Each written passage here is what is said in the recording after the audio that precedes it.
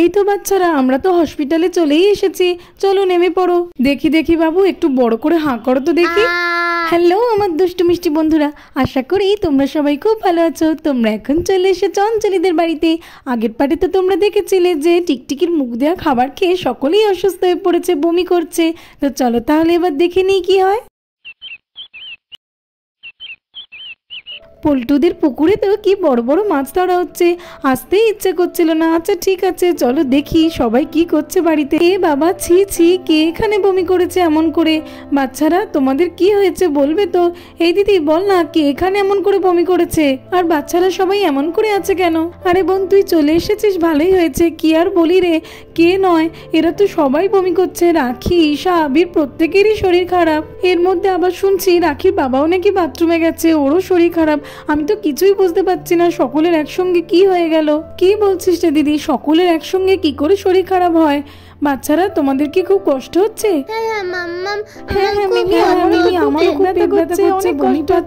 সত্যি রে দিদি, তুই ঠিক বলেছিস, সকলের এইভাবে একসাথে শরীর খারাপ, আমিও কিছুই বুঝতে পারছি না। আচ্ছা আচ্ছা দাঁড়া, বললি না জামাইবাবু বাথরুমে গেছে, আমি গিয়ে ডেকে দেখি জামাইবাবু ঠিক আছে নাকি। হ্যাঁ রে গুঞ্জা, একটু তো জামাইবাবুকে গিয়ে ডেকে দেখ তো, এখনো কেন বেরোচ্ছে না? জামাইবাবু তুমি ঠিক আছো তো? কি হলো, বেরো বেরো। না না গুঞ্জা, শরীরটা একদমই ভালো নেই। পটি তো করলাম, কিন্তু তাও আমার পেটটা কেমন ব্যথা করছে। আমি ওইদিকে গিয়ে ঠিক আছে জামাইবাবু, যাও তুমি গিয়ে একটু বসো। বাথরুমটার কি অবস্থা, চলো পরিষ্কার করে নিই। না না, এখন পরিষ্কার করলে হবে না, আগে বাচ্চাদের কাছে যাই, তারপরে পরিষ্কার করব। এখন দেখো না রাখির বাবা, বাচ্চাদের সকলেরই শরীর খারাপ, সকলে বমি করছে। তুমি এখন ঠিক আছো তো?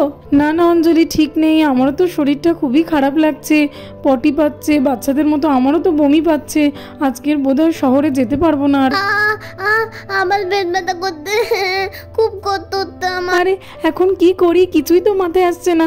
বাচ্চাদের, রাখির বাবা, সকলের একসাথে শরীর খারাপ, কি যে করি আমি কিছুই মাথায় আসছে না। মা, আমারও খুব পেট যন্ত্রণা করছে, খুব কষ্ট হচ্ছে, আমারও পেট যন্ত্রণা করছে, আমিও আর পারছি না। এই দিদি দাঁড়া, এত চিন্তা করিস না, আমি এখনই ঈশার বাবাকে ফোন করছি, ও আসলে আমরা সবাই মিলে একসাথে হসপিটালে যাব। হ্যাঁ হ্যাঁ গুঞ্জা, সার্থক ভাইকে ফোন করো। তারপরেই তো গুঞ্জা সার্থককে ফোন করে নেয়, আর দেখতে দেখতে সার্থকও তাড়াতাড়ি চলে আসলো। এই বোন, সার্থক ভাই কখন আসবে রে? অনেকক্ষণ তো হয়ে গেল। আরে দিদি, এই তো আমি এসে গেছি, কোনো চিন্তা নেই, চলো চলো, সবাই বমি করছে তো চলো, এখনই হসপিটালে যাওয়া দরকার। চলো, বসে দেখো না, তাড়াতাড়ি চলো, নইলে অনেক দেরি হয়ে যাবে। হ্যাঁ হ্যাঁ ঈশার বাবা, তোমার জন্যই তো আমরা অপেক্ষা করছিলাম, এবারে তুমি এসে গেছো যখন আমরা এখনই বেরিয়ে পড়বো। আরে আমরা তো অনেকজন, এতগুলো একসাথে কি করে যাব? ঠিক আছে দাঁড়াও, তোমরা একটু বসো, আমি পাশের বাড়ি থেকে চট করে ভ্যানটা নিয়ে আসছি। হ্যাঁ হ্যাঁ সার্থক ভাই, ঠিক আছে, একটু তাড়াতাড়ি আনো, বাচ্চাদের অবস্থা তো খুবই খারাপ। গুঞ্জা, আমি ভ্যান নিয়ে চলে এসেছি, তাড়াতাড়ি উঠে এসো। দাদা ভাই এসো এসো। এই দিদি, আমরা কজনেই ভ্যানে যাচ্ছি, তুই বাচ্চাদেরকে স্কুটিতে করে নিয়ে আয় তাড়াতাড়ি। আচ্ছা রে গুঞ্জা, ঠিক আছে। সার্থক ভাই চলো চলো, তাড়াতাড়ি চলো। ও মা, তাড়াতাড়ি চলো, আমার তো খুব কষ্ট হচ্ছে। হ্যাঁ মা, তাড়াতাড়ি চলো। ঠিক আছে বাচ্চারা, তোমরা একদম চিন্তা করো না, তোমরা শুধু একটু ভালো করে ধরে বসো, আমি তোমাদেরকে এক্ষুনি হসপিটালে নিয়ে চলে যাব। দেখো তাড়াতাড়ি চলো, আমার খুব পেট ব্যথা করছে। তাড়াতাড়ি তো যাচ্ছি, দেখো। হ্যাঁ হ্যাঁ ঈশার বাবা, একটু তাড়াতাড়ি চলো। হ্যাঁ হ্যাঁ গুঞ্জা, তুমি চিন্তা করো না, আমরা তো প্রায় এসেই গেছি। ওরে বাবা, পাটাতে এত জোরে লাগলো না, হাঁটতেই তো পাচ্ছি না ভালো করে। ডাক্তারবাবু বলছি, ডাক্তারবাবু, আমার না সিঁড়ি থেকে পড়ে গিয়ে পাটাতে মচকা লেগেছে, হাঁটতেই পাচ্ছি না ভালো করে, একটু দেখে দিন না আমার পাটা ভেঙে গেছে কিনা। বাপরে, আমি তো এরকম কোনো পেশেন্ট ফার্স্ট টাইম দেখলাম, পায়ে মচকা লেগেছে, তার উপরে আবার হিল পরে এসেছে। বলছি, আপনার পায়ে লেগেছে যখন হিল পরে হাঁটছেন কেন? এতে তো পায়ের ব্যথা আরো বেড়ে যাবে। না না ডাক্তারবাবু, আমি ইচ্ছা করে পড়িনি, আসলে কাজের মাসি বাড়িঘর পরিষ্কার করার সময় জুতোগুলো যে কোথায় রেখেছে পাচ্ছি না, হাতের কাছে এই জুতোটা পেলাম, তাই এটা পরে চলে এসেছি, না হলে আমি কি নিজেই হিল পরতে চেয়েছিলাম নাকি? আচ্ছা আচ্ছা ঠিক আছে, বুঝলাম, তো এবারে জুতোটা খুলুন, না হলে আমি কিভাবে দেখবো?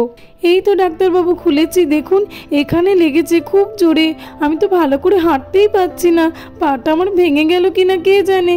You don't need to be worried, আপনার পা দেখে আমি যা বুঝছি আপনার পা ভাঙেনি, না হলে আপনি এত রাস্তা হেঁটে আসতেই পারতেন না। আপনার পায়ে শুধু একটু মোচ লেগেছে, আমি মেডিসিন দেবো, দেখবেন ঠিক হয়ে যাবে, আর একটা ব্যান্ডেজ লিখে দেবো, ওই ক্রেপ ব্যান্ডেজটা আপনি সারাদিন বেঁধে রাখার চেষ্টা করবেন, তাহলেই আপনার পা তাড়াতাড়ি ভালো হয়ে যাবে। ধন্যবাদ ডাক্তারবাবু আপনাকে, আমি তো খুবই ভয় পেয়ে গেছিলাম, কদিন পরেই আমার একটা ডান্স পারফরমেন্স আছে, আমি তো ভাবছিলাম আমার পাটা বোধহয় ভেঙেই গেছে। ঠিক আছে, আমি আপনার কথা মতোই চলবো। ওকে, বাট নেক্সট উইকের দিকে একবার চেক আপ করিয়ে যেতে ভুলবেন না কিন্তু। হ্যাঁ হ্যাঁ ডাক্তারবাবু, অবশ্যই আমি চেক আপ করিয়ে যাব। এই দেখুন, আপনার প্রেসক্রিপশানে এখানে একটা অয়েনমেন্ট লিখে দিয়েছি, ওটা দিনে 2 বার লাগাবেন। আর আপনি ক্রেপ ব্যান্ডেজটা সারাদিনই বেঁধে রাখার চেষ্টা করবেন, দেখবেন আপনি ভালোভাবেই ডান্স পারফর্ম করতে পারবেন। আর এই মেডিসিনগুলো পাশে রমেশের ক্লিনিক থেকে আপনি সব পেয়ে যাবেন, ওখান থেকেই নিয়ে নেবেন। ঠিক আছে ডাক্তারবাবু, আপনাকে অনেক ধন্যবাদ। দিন দিন প্রেসক্রিপশনটা আমাকে দিন। ও বাবা, পাটাতে তো খুবই ব্যথা করছে। চলো ডাক্তারবাবুর ওষুধগুলো কিনে তাড়াতাড়ি করে খাই। এই নিন আপনার প্রেসক্রিপশনটা ধরুন। হ্যাঁ হ্যাঁ ডাক্তারবাবু, দিন দিন।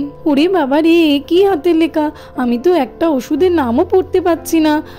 এই জন্যই বোধহয় বলে ডাক্তারের হাতের লেখাগুলো এরকম হিজিবিজি হয়।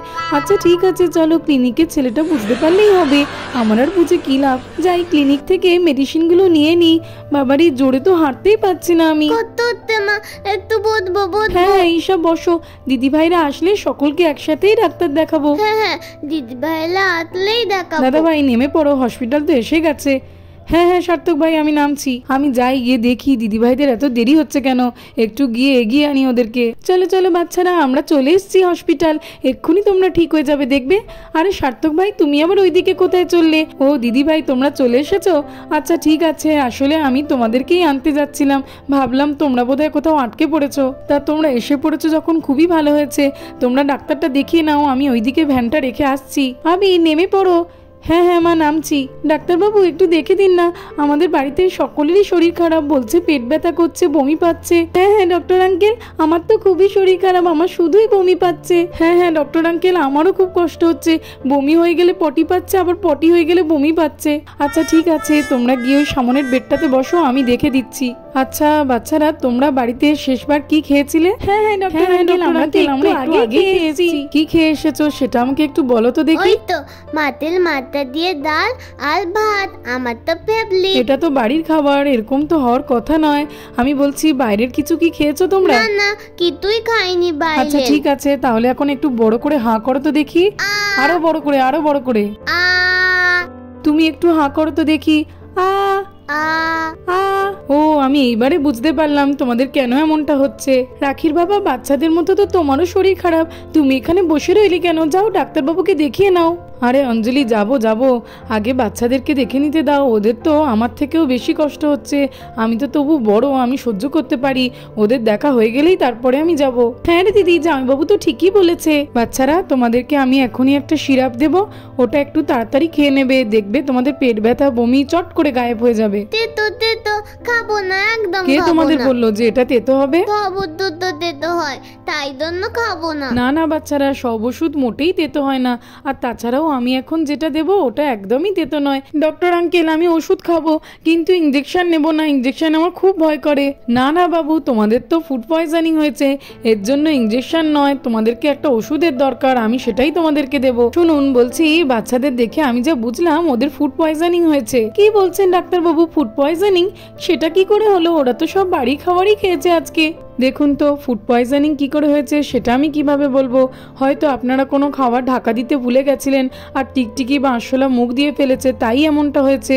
সে ঠিক আছে ডাক্তারবাবু, কিন্তু আমি তো কখনোই খাবার ঢাকা না দিয়ে কোথাও যাই না, আমি কিছুতেই বুঝতে পারছি না যে কি হয়ে গেল এটা। কিন্তু ওদেরকে দেখে আমি শিওর যে ওদের ফুড পয়জনিংই হয়েছে। আচ্ছা আচ্ছা ডাক্তারবাবু, একটু রাখির বাবাকেও দেখে দিন, ওরও তো শরীরটা খুবই খারাপ। দেখি আপনার চোখটা। হ্যাঁ, এবার একটু বড় করে হাঁ করুন তো দেখি। হ্যাঁ হ্যাঁ ডাক্তারবাবু, দেখুন। হ্যাঁ, আপনারা তো সেম কেস, ফুড পয়জনিংই হয়েছে। নাও নাও, এইবারে ওষুধটা খেয়ে নাও, দেখবে তোমাদের একদম খারাপ লাগবে না। খাও খাও। সত্যি তো, এই ওষুধটা তো একদম তেতো নয়, খুব মিষ্টি। দেখলে তো, আমি বলেছিলাম না তেতো হবে না, তুমি শুধুই ভয় পাচ্ছিলে। নাও নাও বাচ্চারা, এইবারে তোমরাও খেয়ে নাও। বলছি ডাক্তারবাবু, বাচ্চারা, রাখির বাবা, ওরা সবাই তাড়াতাড়ি ঠিক হয়ে যাবে তো? হ্যাঁ হ্যাঁ, অবশ্যই ঠিক হয়ে যাবে, চিন্তা করার কোনো দরকার নেই। আমি একটা মেডিসিন দিয়েছি, আর বাকিগুলোই প্রেসক্রিপশনে লিখে দিয়েছি, ওদেরকে দেবেন, ওরা দেখবেন তাড়াতাড়ি সুস্থ হয়ে উঠবে। ওদের সকলের তো ফুড পয়জনিং হয়েছে, তাই এই একটাই প্রেসক্রিপশন। ঠিক আছে ডাক্তারবাবু, আপনাকে অনেক ধন্যবাদ। আমি ওদেরকে ঠিক মতোই ওষুধ খাওয়াবো। হ্যাঁ, এইবারে আমার মনে পড়েছে। জানিস তো বোন কি হয়েছে? ডাক্তারবাবু না ঠিকই বলছে, কিন্তু তুই তো জানিস বল, আমি খাবার দাবার ঢাকানা দিয়ে কোথাওই যাই না। হ্যাঁ রে দিদি, আমি তো ভালো করেই জানি যে তুই খাবার ঢাকানা দিয়ে কোথাওই যাস না। আমরা খুলে রাখলে তুই আমাদেরকেই বরণ বকিস। কিন্তু জানিস তো বোন, তাড়াহুড়ো করতে করতে আজকে প্লেট আনার সময় খাবারগুলোকে ঢাকা দিতে ভুলেই গেছিলাম। মনে হয় ওই সময় কিছু একটা হয়েছে। ডাক্তারবাবু ঠিকই বলেছেন। ধন্যবাদ ডাক্তারবাবু আপনাকে, আপনি তো আমাকে বাঁচালেন। আমি খুব ভয় পেয়ে গেছিলাম, ভাবছিলাম যে এদের সকলের একসাথে কি হয়ে গেল। আপনাকে অনেক অনেক ধন্যবাদ ডাক্তারবাবু। আমি তো খুবই ভয় পেয়ে গেছিলাম যে এদের সকলের একসঙ্গে কি হয়ে গেল, আরো বেশি বাচ্চাদের জন্য। আমি কিছুই বুঝতে পারছিলাম না, আপনি বাঁচালেন আমাকে। তো বন্ধুরা, আজকের মতো এই পর্যন্ত। ভিডিওটি ভালো লাগলে আর এরকম আরো ভিডিও দেখতে হলে আমার চ্যানেলটাকে সাবস্ক্রাইব করে দেবে। Thanks for watching. দেখা হবে পরের একটি এপিসোডে। টাটা।